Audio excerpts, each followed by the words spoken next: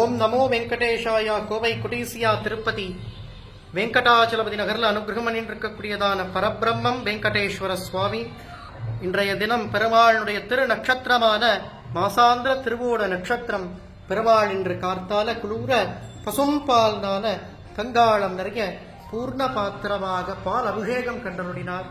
அபிஷேகம் பூர்த்தியானதும் எம்பெருமானுக்கு விசேஷ அலங்காரம். திருமேனியில நூதன உயர்ந்ததான பட்டு திருமேனியில சாத்திண்டு 24/12 சொல்லி பிரம்மாண்டமான வஸ்திரம்.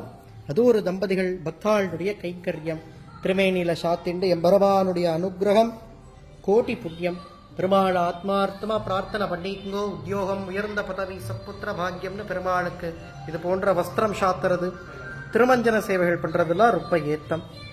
ஆண்டாள் நாச்சியார் அருளினதை போல நீங்காத செல்வம் நிறைந்தேளோரும் பாவாய். ஆகஸ்ட் 15, 16